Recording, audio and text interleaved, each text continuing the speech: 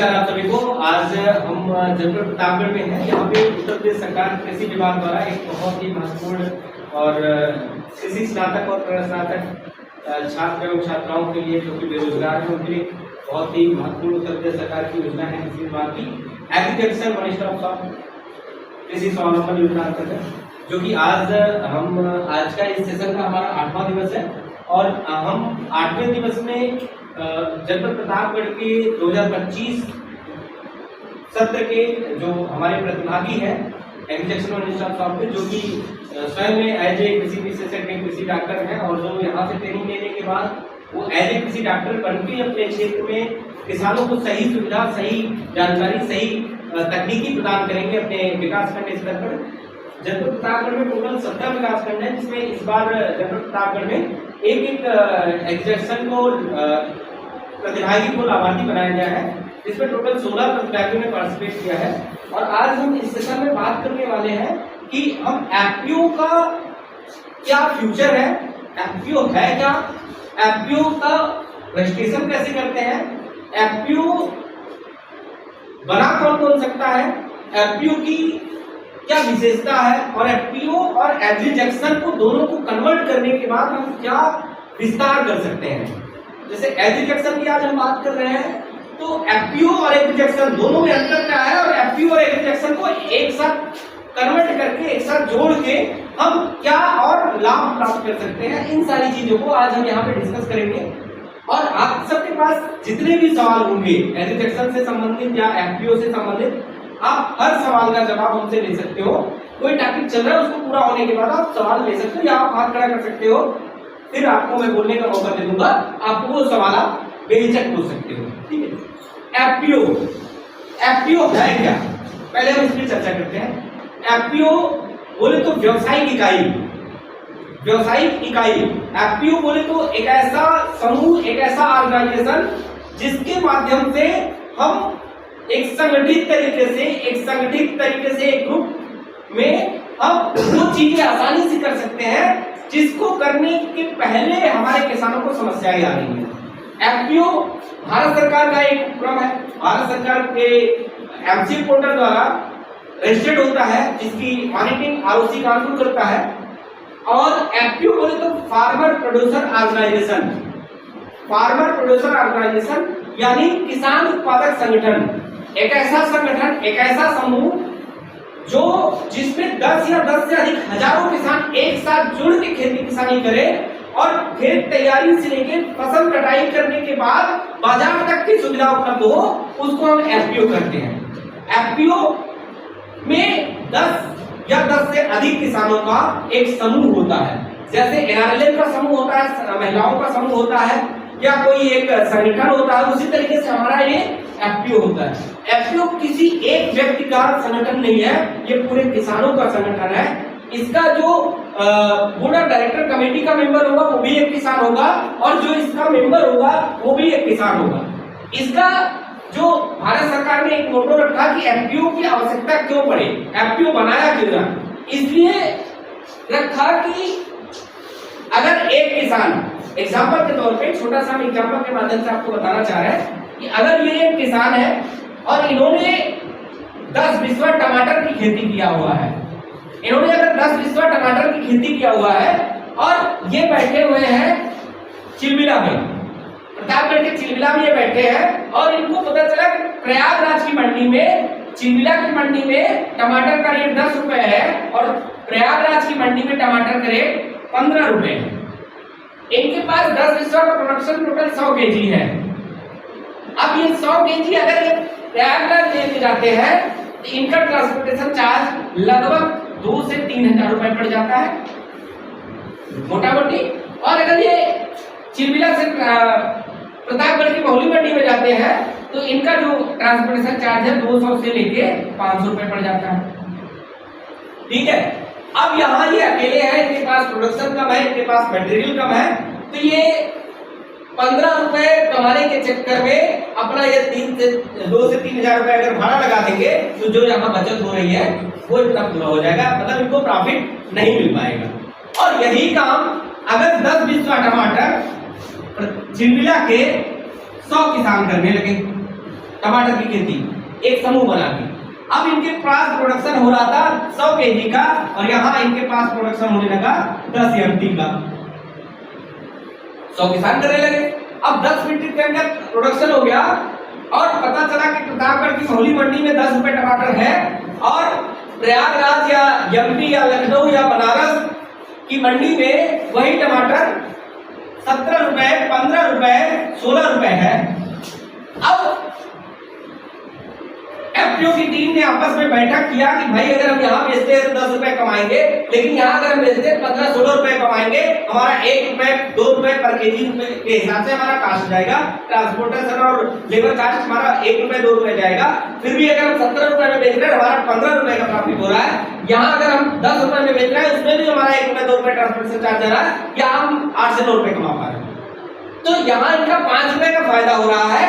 तब इन्होंने क्या किया कि 10 एमटी की एक गाड़ी बुला लिया। अब उस गाड़ी का भाड़ा मान के चलो 5000 रुपए है या 10,000 रुपए है, सबने इक्वल कर लिया भाड़ा। अब सबका नोट हो गया कि रामू का 100 केजी है, घनश्याम का 500 केजी है, राधे श्याम का 1000 केजी है। ऐसे करके मार्किंग हो गई, बैग बन गई, सबके बैग पे क्लिप लग गई कि ये इनका है, इतना मटेरियल है ना। रेट पता है, मंडी निर्धारित है, भाड़ा कितना ट्रांसपोर्टेशन चार्ज लगेगा वो निर्धारित है। उसी 100 किसान में से या 20 किसान में से कोई 1-2 किसान जिम्मेदारी लेके चला गया, सबका माल बिक्री किया, भाड़े वाले को भाड़ा दिया गया, बाकी का सबके माल का इक्वल जो मूल्य आया वो दे दिया, सब में बढ़ गया। किसी दिन वो चला गया, किसी दिन वो चला गया, किसी दिन वो चला गया। मतलब कहने का मतलब ये था कि जो काम करके हम 10 रुपए कमा रहे थे, अगर हम एफपीओ के माध्यम से, समूह के माध्यम से करते हैं, वही काम करके हम 10 से 15 रुपए एक साथ एक ही समय पे कमा लेते हैं।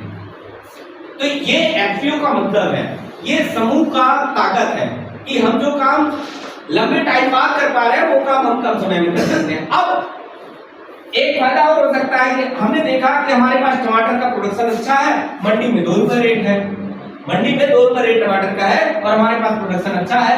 मंडी अगर हम लेके जाते हैं तो हमारा ट्रांसपोर्टेशन चार्ज कहा जाएगा, हमारा भाड़ा भी, हमारी लागत भी नहीं निकल पाएगी, खेती की बातें छोड़ो ना। ऐसी कंडीशन में एफपीओ ने एक निर्णय लिया, आपस में बैठक किया, एक प्रोसेसिंग यूनिट लगा दिया छोटी सी टमाटर का स्वाद बनाने का ना। उसका अर्क निकाला और उसका प्रोसेस करके टोमेटो सॉस का पैकिंग करके बेचना चालू कर दिया। तो जो वो 2 रुपए में बिक रहा था वो 200 रुपए से लेके 100 रुपए में बिकेगा। सही की गलत? तो यहाँ एफपीओ ने क्या किया कि एक नया इनोवेशन कर दिया, या एफपीओ ने कोई प्रोसेसिंग यूनिट नहीं लगाई, टमाटर का पल्प निकाला और ड्राई करा लिया, पूरा सुखवा दिया और उसका पाउडर बनाया, पाउडर बना के टमाटर का पाउडर बेचने लगे। तो जो ये 200 रुपए बिक रहा था यहाँ 500 से लेके 1000 रुपए मिलने लगेगा, मतलब प्रोसेस कर दिया। एफपीओ का यही दायित्व है कि वो एक ही जगह पर एक ही समय में एक ही प्लेटफॉर्म पे 10, 20, 50, 100, 1000, 2000 लोगों को जोड़ के उनको खेती किसानी से संबंधित योजनाओं की जानकारी, उस योजनाओं के उत्पाद को एक ही जगह पे खरीद कर उसको बड़ी मंडियों में ले जाना या उनको ज्यादा से ज्यादा लाभ दिलाना खेती किसानी के माध्यम से, यही एफपीओ का उद्देश्य है। ये भारत सरकार के एमसीए पोर्टल पे रजिस्टर्ड होता है। एमसीए क्या है? इसका रजिस्ट्रेशन भारत का कोई भी नागरिक किसी भी एफपीओ का मेंबर बन सकता है। भारत का कोई भी नागरिक किसी भी एफपीओ का मेंबर बन सकता है, जो कि कहीं का भी हो। पूरे भारत का कोई भी नागरिक किसी भी एफपीओ का मेंबर बन सकता है। एफपीओ 2 प्रकार के होते हैं। एफपीओ 2 प्रकार के होते हैं। पहला सेल्फ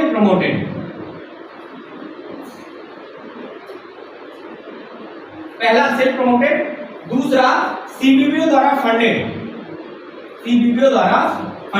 या भारत सरकार के किसी विभाग के द्वारा फंडेड, रजिस्टर्ड। अब सेल्फ प्रमोटेड क्या है?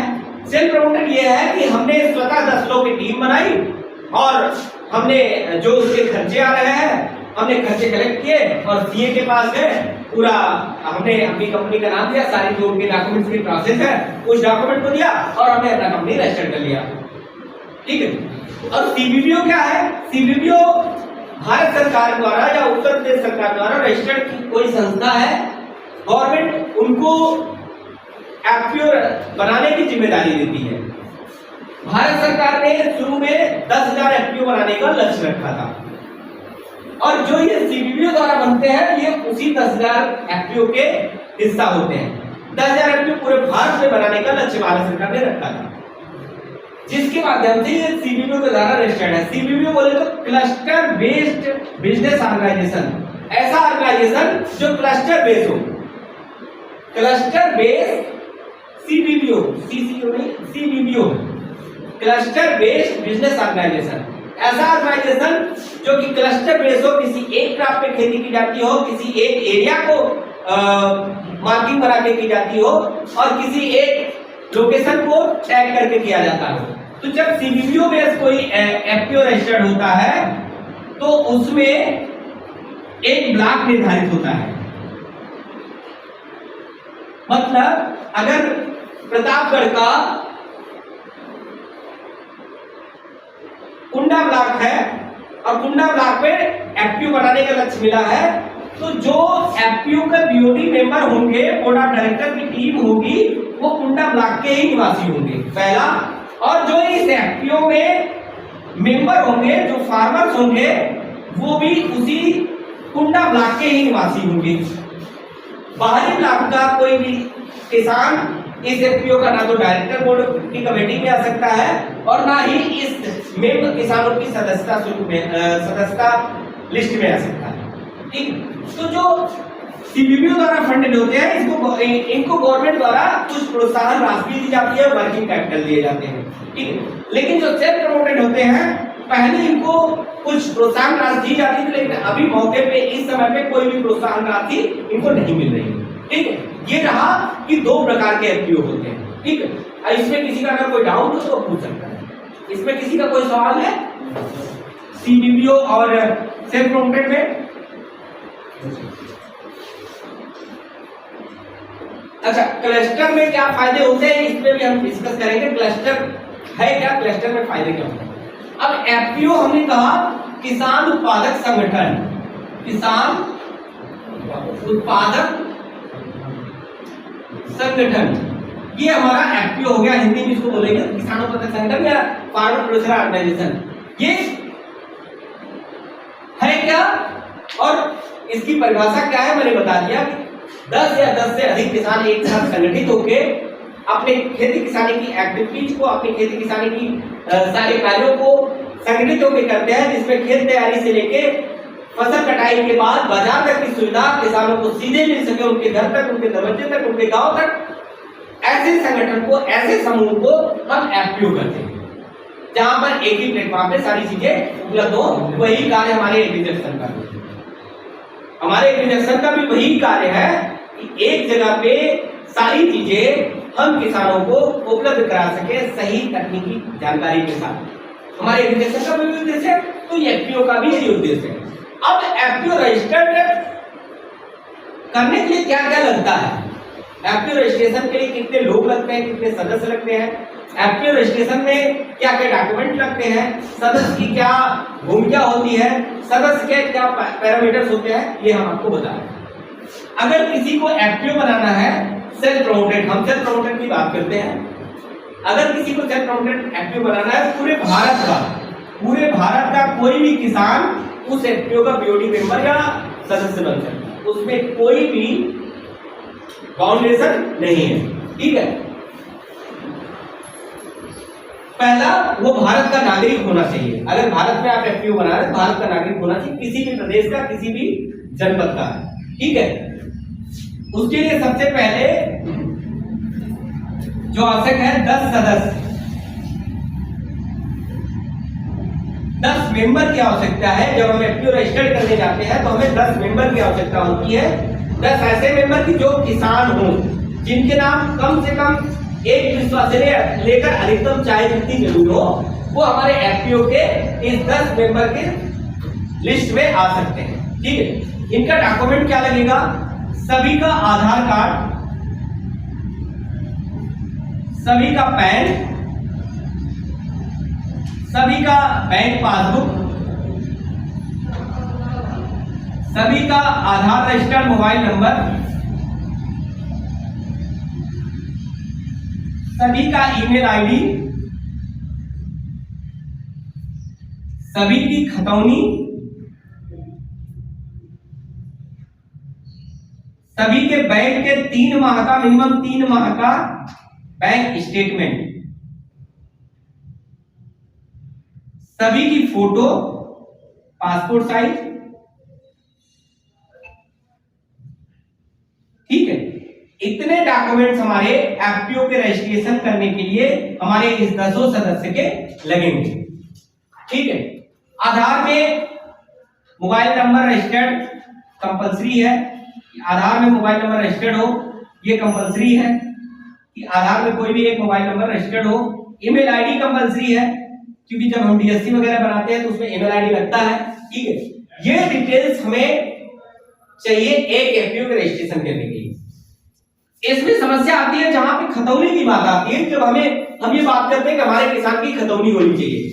ऐसे कंडीशन में जैसे आप लोग हैं, आपके नाम खतौनी नहीं है, आपके पिताजी के नाम खतौनी है, ऐसी कंडीशन पे हम खतौनी का के केस पे ये देखते हैं कि हमारे आधार में जो हमारा आधार कार्ड है उसमें जो हमारा लिखा गया है नाम, उसमें सन ऑफ या केयर ऑफ करके आपके पिताजी का नाम अगर लिखा है तो पिताजी की खतौनी आपके साथ लग सकती है। उसमें एक सर्टिफिकेट लगता है जो सीए बना के देते हैं, उसपे जिला कृषि अधिकारी, डीडी एग्रीकल्चर या फिर आपके क्षेत्रीय लेखपाल या आपके तहसीलदार या एसडीएम की साइन मोहर लगती है। वो सर्टिफाइड करते हैं कि हाँ आप यहाँ के निवासी हो, हाँ आप ये व्यक्ति हो।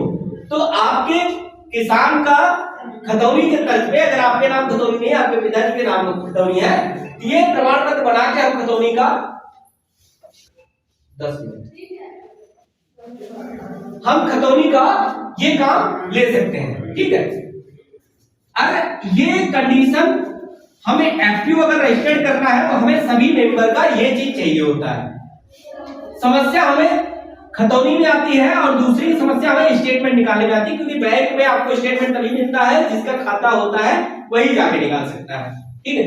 अब इसके बनाने के लिए हमें क्या क्या सावधानियां बरतनी चाहिए कि जिससे हमारी कंपनी का विकास अच्छा हो, हमारी कंपनी का तीव्र गति से विकास हो, हमारी कंपनी ग्रोथ करे, कम समय में ज्यादा प्रॉफिट पा सके। जैसे अगर हमें कोई कंपनी ज्वाइन करती है तो कंपनी का जो मालिक होता है वो यही सोचता है कि हमारी योग्यता से अधिक योग्य व्यक्ति हमारी कंपनी का एम्प्लॉय हो सके।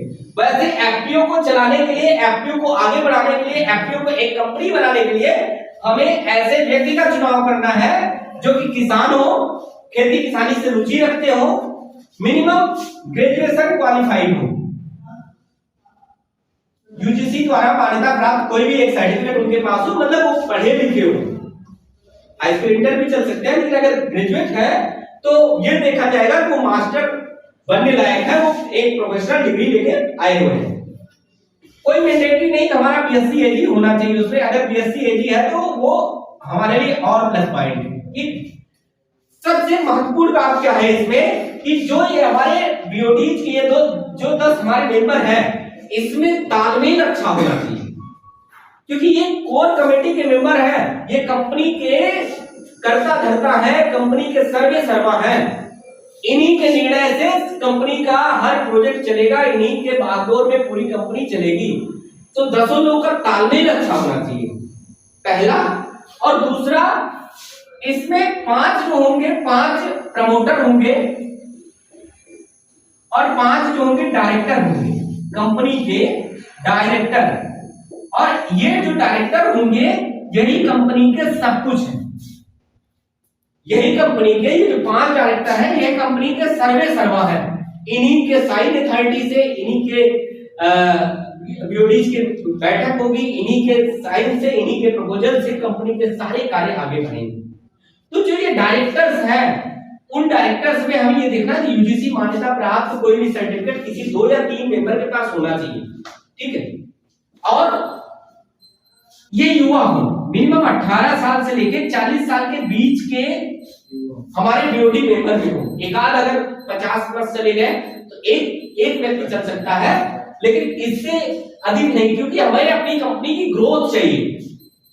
और ऐसा व्यक्ति हो जो कि अगर आज प्रतापगढ़ में कोई बैठक है, लखनऊ में कोई बैठक है, वाराणसी में कोई बैठक है, तो हम इन पांचों में से 3 व्यक्ति को वहां बैठा सके, हमारी कंपनी का 3 व्यक्ति वहां पे जा सके और वहां पे बताई जा रही चीजों को वहां से कलेक्ट करके हमारी टीम में डिस्कस कर सके, और जरूरत पड़े तो हमारी कंपनी की गाइडलाइंस, हमारी कंपनी की एक्टिविटीज को वहां पे प्रेजेंट कर सके।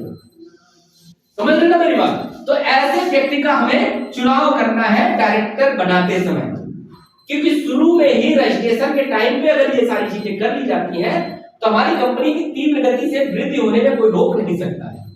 ठीक, ये हो गया आपकी कंपनी के लिए। और पहला एक चीज और इसमें ध्यान रखना है कि सिविल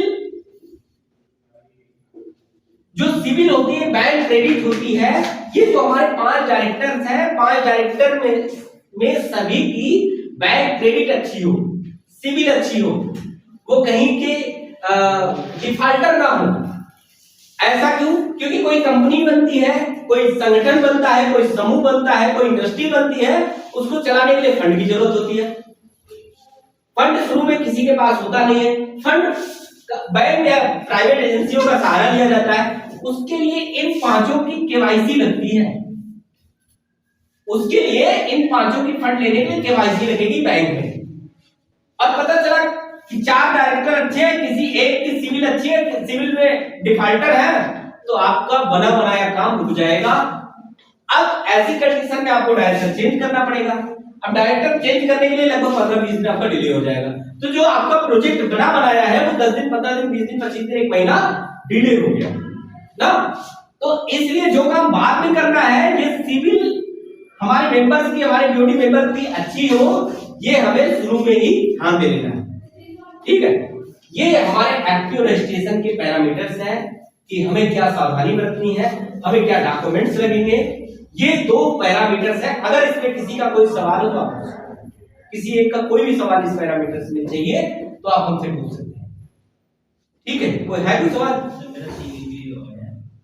बना है CVV? हाँ बोलिए, आप सवाल कीजिए। जैसे हमको इनसे प्रमोट करवाना, रजिस्ट्रेशन करवाना हो, तो इसके लिए वो क्या करना है? इसके लिए ये होता है कि जैसे प्रतापगढ़ जिले में आप बैठे हो, तो गवर्नमेंट द्वारा प्रतापगढ़ जिले में लक्ष्य हो और आपके ब्लॉक में लक्ष्य हो ना। प्रतापगढ़ जिले में 17 ब्लॉक है, पता चला अगर लक्ष्य आया 17 ब्लॉक के लिए नहीं आएगा, 1-2 ब्लॉक के लिए आएगा।